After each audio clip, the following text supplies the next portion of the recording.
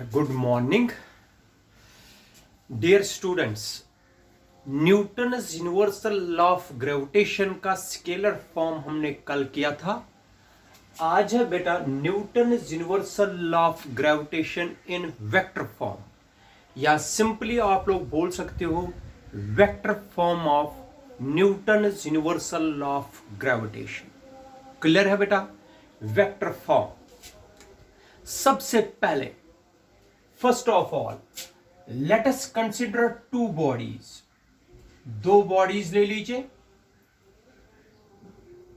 Late us consider two bodies. This is body A of mass m1 और एक और body ले लीजिए,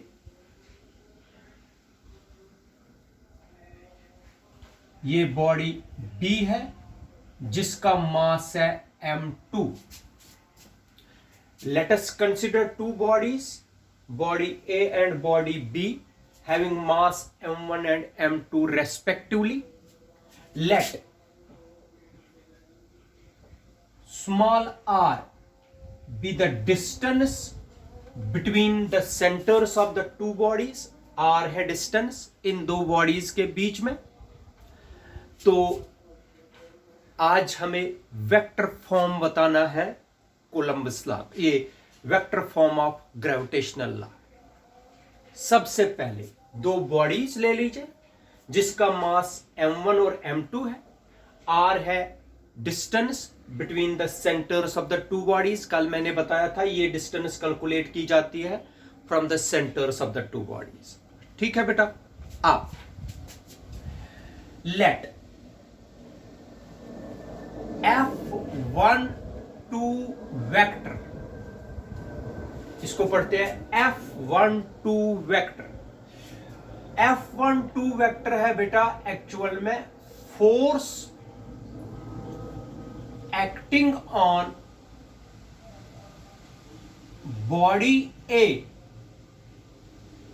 force acting on body A due to body B। ये understand करना है बेटा। What is F12 vector? F12 vector है बेटा force acting on body 1 due to body 2। Force acting on body 1 due to body 2। इसका मतलब हो गया, आपने कल पढ़ा अगर दो बॉडीज होती है जिनका मास है, मान लीजिए बेटा ये एक बॉडी है, ये दूसरी बॉडी है। ये वाली बॉडी अगर ये दिस इज बॉडी बी और ये है बॉडी ए। ठीक है बेटा? बॉडी बी और बॉडी ए, बॉडी इनका तो मास है। अगर इन दोनों बॉडीज का मास है, ये आपस में अट्रैक्ट करेंगे according to Newton's universal law of gravitation. इन दोनों बॉडीज का मास है, ये आपस में अट्रैक्ट करेंगे। अब ये बॉडी बी ए को अपनी ओर खींचती है, बॉडी ए बी को अपनी ओर खींचती है। ठीक है बेटा? मगर बॉडी बी ए पर कितना फोर्स लगा रही है? बॉडी बी, ये जो बॉडी बी है ये ए पर फोर्स लगा रही है अपनी, बॉडी बी यहां है, ए पर फोर्स लगा रही है, ए को अपनी ओर खींच रही है ऐसे।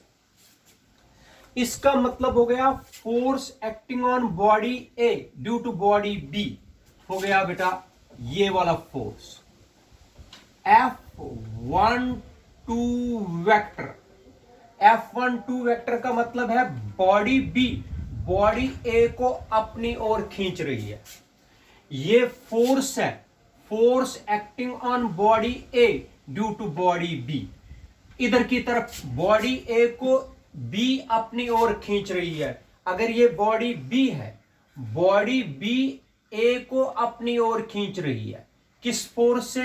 F12 वेक्टर से। ठीक है? अच्छा, now F21 vector. What is F21 vector बेटा?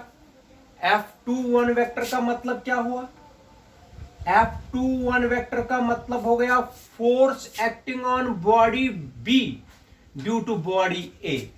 अब बॉडी B को A खींच रहा अपनी ओर ऐसे, इसका मतलब हो गया पहले बॉडी A को खींच रही थी बॉडी B, अब बॉडी B को भी A खींच रही है अपनी ओर। इसका मतलब हो गया F21 वेक्टर का मतलब हो गया बेटा force acting on body B due to body A। ठीक है बेटा। अब बॉडी B को भी A अपनी ओर खींच रही है, बॉडी B को अपनी ओर A खींच रहा है, किस फोर्स से बेटा? वो फोर्स है F21 वेक्टर। क्लियर है बेटा? शाबाश। इधर देखो, फोर्स की तो डायरेक्शन कौन देता है? डायरेक्शन देनी है यूनिट वेक्टर। इधर देख लीजिए बेटा, ये यूनिट वेक्टर आप देख लीजिए R12 कैप, R12 कैप, इसको बोलते हैं unit vector directed from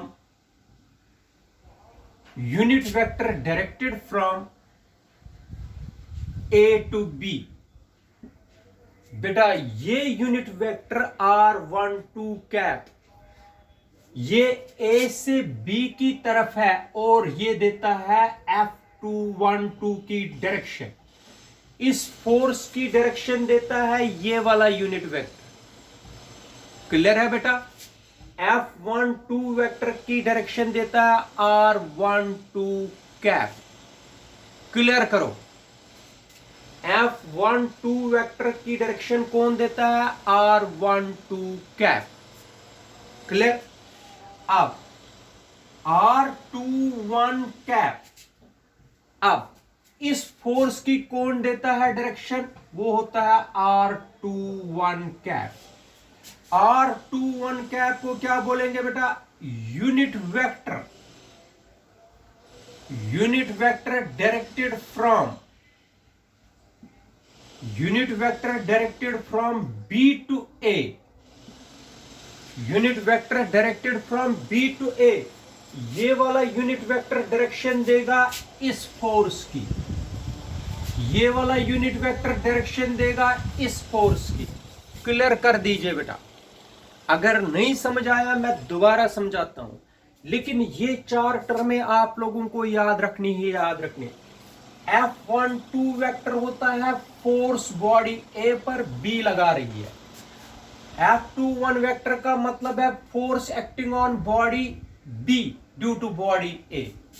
R12 vector का मतलब हो गया unit vector directed from A to B और डायरेक्शन देता है इस, जिसकी डायरेक्शन में यूनिट वेक्टर है उसी फोर्स की डायरेक्शन देता है।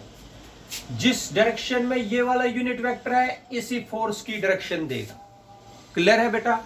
ये चारों पॉइंट्स आप लोगों को याद हो तब जाके हम ग्रेविटेशनल लॉ लगाएंगे।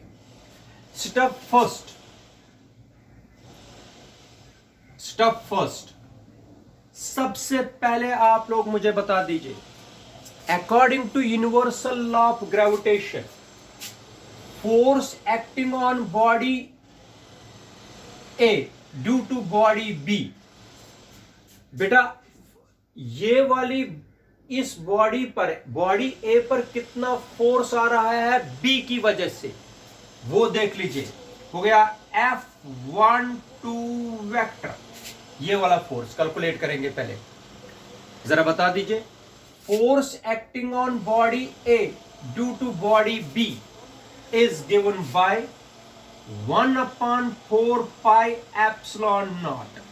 नहीं, इधर देख लीजिए बेटा, force acting on body A due to body B हो गया ये वाला फोर्स, ये होता है capital G according to Newton universal law of gravitation. इसका मास है m1, दूसरे का मास है m2, divided by are square, मगर यहां से यहां तक तो सिर्फ मैग्नीट्यूड है। इस फोर्स की डायरेक्शन कौन देता है? R12 cap. This is equation number first. ये बेटा यहां से यहां तक मैग्नीट्यूड है, ये वाला पोर्शन बेटा डायरेक्शन है। क्लियर है बेटा? इसका मतलब है ये वाला फोर्स बॉडी ए पर है, किसने लगाया? बॉडी बी ने। ये स्टेप फर्स्ट है। इसी तरीके से बेटा स्टेप सेकंड है। स्टेप सेकंड में आप लोगों को बताना है बॉडी ए कितना फोर्स लगा रही है बॉडी बी पर। वो हो गया बेटा F21 vector, force acting on body B due to body A. अब बॉडी बी पर कितना फोर्स आ रहा है बॉडी ए की वजह से? शाबाश, वो कितना होगा? G M1 M2 upon are square into इस फोर्स की डायरेक्शन कौन देता है? ये वाला यूनिट वेक्टर हो गया R21 कैप। बेटा ये दूसरा फोर्स है, दिस इज, क्योंकि ये मैग्नीट्यूड है, ये इस फोर्स की डायरेक्शन है, ये मैग्नीट्यूड है, ये इसकी डायरेक्शन है। तो बॉडी ए पर कितना फोर्स लग रहा था बी की वजह से? वो ये। बॉडी बी पर कितना फोर्स लग रहा है बॉडी ए की वजह से? ये वो रिलेशन ये है। ठीक है बेटा? अब आप लोग देख सकते हो यहां पर दो यूनिट वेक्टर्स है। कौन कौन है? R12 कैप और यहां से है R21 कैप। ये दो यूनिट वेक्टर्स बेटा they are acting on the same straight line but in opposite direction. Unit vector का मैग्नीट्यूड होता है 1। अगर ये अपोजिट डायरेक्शन में है, इसका मतलब हो गया R12 cap is equal to minus R21 cap, क्योंकि they are acting on the same straight line but in opposite direction. ठीक है बेटा? तो R12 कैप के बजाय हम क्या लगाएंगे? Negative times R21 cap. These two unit vectors are acting on the same straight line but in opposite direction. इसलिए R12 कैप के बजाय क्या लिख सकते हैं? Minus R21 cap. This is equation number third. बेटा R12 कैप के बजाय हम लगाएंगे माइनस टाइम्स R21 कैप। ठीक है? शाबाश। इस R12 के बजाय हम लगाएंगे माइनस टाइम्स इस इक्वेशन में, यूजिंग थर्ड इन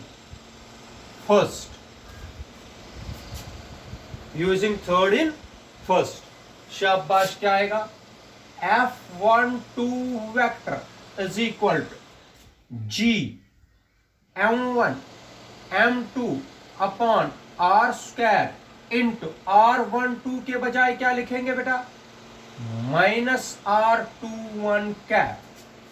ये R12 के बजाय मैंने लिखा माइनस R21 कैप। माइनस को बाहर निकाल दीजिए, F12 वेक्टर क्या आएगा? Minus times GM1 M2 upon are square into R21 cap. Clear है बेटा?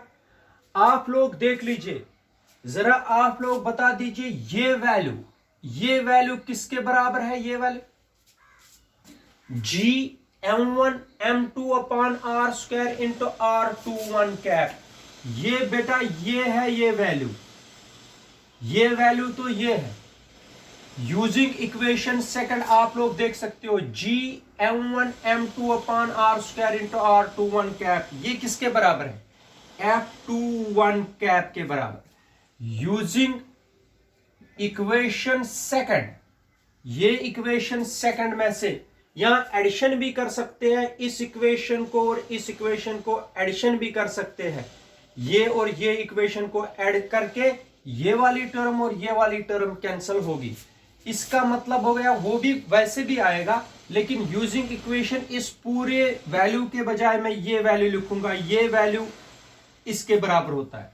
हो गया F12 vector is equal to minus GM1M2 upon R square into R21 cap, ये इसके बराबर है। हो गया माइनस F21 वेक्टर।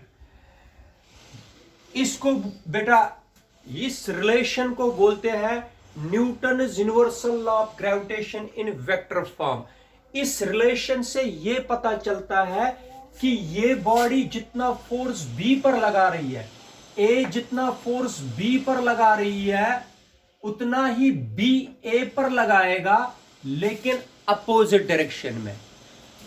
इसका मतलब हो गया ए जितना बी पर फोर्स लगाएगा उतना ही बी ए पर लगाएगा, लेकिन अपोजिट डायरेक्शन में। इसका मतलब हो गया to every action there is an equal and opposite reaction. इसका मतलब हो गया ये जो Newton universal law of gravitation है, this is in accordance with Newton third law of motion. समझ आया बेटा? इसका मतलब हो गया जितना फोर्स ए बी पर लगाएगी, बी भी उतना ही ए पर लगाएगी, लेकिन अपोजिट डायरेक्शन में। इसका मतलब हो गया जो Newton universal law of gravitation है, that is in accordance with Newton third law of motion. This is all about Newton universal law of gravitation in vector form. याद रखना, कभी कभार वेक्टर फॉर्म ही पूछा जाता है as compared to scalar form. ठीक है, थैंक यू। अब एक चीज मैं आपको बताता हूं, अगर आप लोगों को बताएगा कोई Newton universal law of gravitation in scalar form, Newton universal law of gravitation in scalar form क्या है mathematically? Mathematically Newton universal law of gravitation in scalar form है FGM1M2 अपॉन R स्क्वायर। ये बेटा स्केलर फॉर्म में लिखा जाता है। ये हो गया Newton universal law of gravitation in scalar form.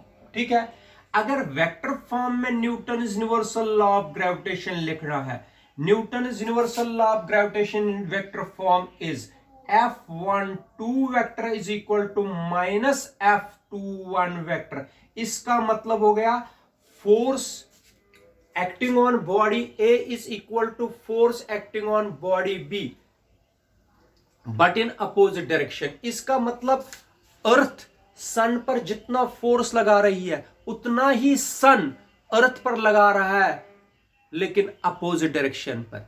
मास पर ये डिपेंड नहीं है फोर्सेस। इसका मतलब हो गया अगर ये एक बॉडी है, मान लीजिए एक बॉडी है, ये दूसरी बॉडी इससे छोटी है, ये बड़ी बॉडी है, ये छोटी बॉडी है, इस जितना फोर्स ये इस पर लगाएगी उतना ही ये फोर्स इस पर लगाएगी, लेकिन अपोजिट डायरेक्शन में है।